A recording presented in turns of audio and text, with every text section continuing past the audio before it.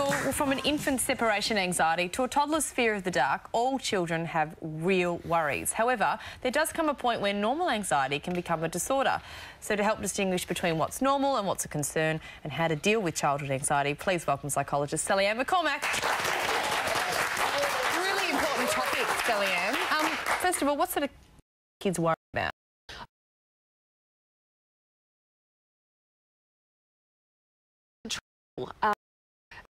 Different conditions. There's social anxiety disorders, there's generalised, there's obsessive compulsive disorders, some more serious conditions. There's a million different things. My daughter's just started worrying at bedtime, I think, or she started not wanting to go to bed and crying. Like, she's 2.5. What would she be worried about? Well, it's interesting. The worries are actually all about their self-talk, and the statistics show that 1 in 4 children have an anxiety disorder at some stage. So it's actually incredibly common. So, you know, those of you with children here and, you know, those out in television land actually probably have children with anxiety, either disorders or anxieties. And it can be genetic. Sally, I mean, when Molly Rose, I laughed, she came out with worry lines. Like, all of the nurses laughed that she already looked worried about life. And she's quite, I can tell I'm always going to have to keep her really calm and I've got to stay really calm. Can we distinguish between behaviours that as parents we should be worried about and behaviours that are just part of being a kid?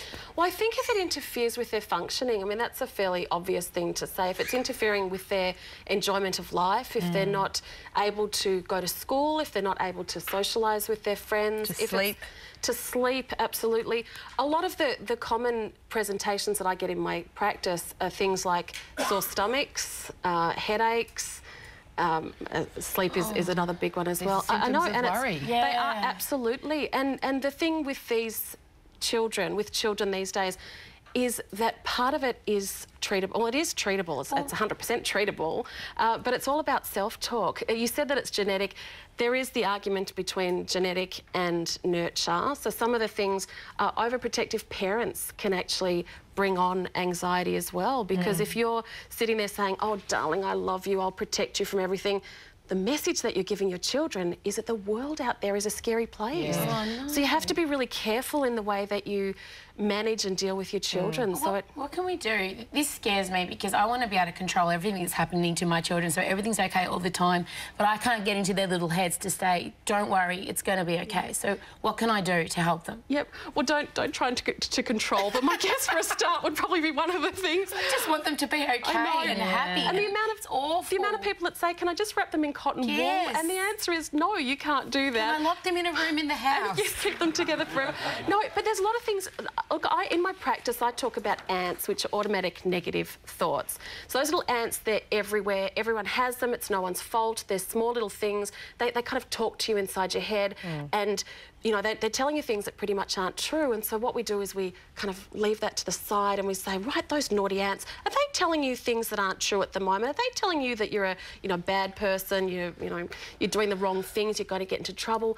And when we sort of depersonalise that a little bit, and it's easy to teach them these little strategies.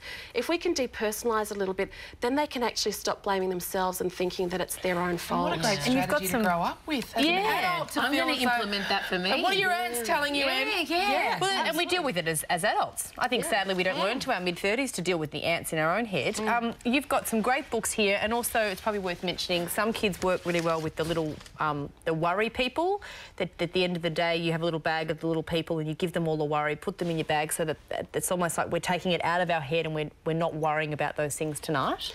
Yep, there's lots of different strategies. Some people use, I think in Nikki Johnston's book here, she mentions writing the worries on an aeroplane and just throwing it, or putting it into a little worry box. And actually, it's a really good strategy.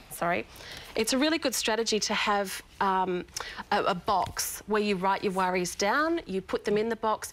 If you want to discuss them with your parents, you can afterwards, if it's that kind of worry, or if not, you can just keep it yourself and destroy them at some other stage. So there's some great strategies. I think every school should do some type of cognitive behavioural therapy. I think it's really important. We can prevent a lot of these conditions or issues with children if we just taught it in the schools. And one of your points that I found interesting reading was if you say to them, be brave, that's not helpful.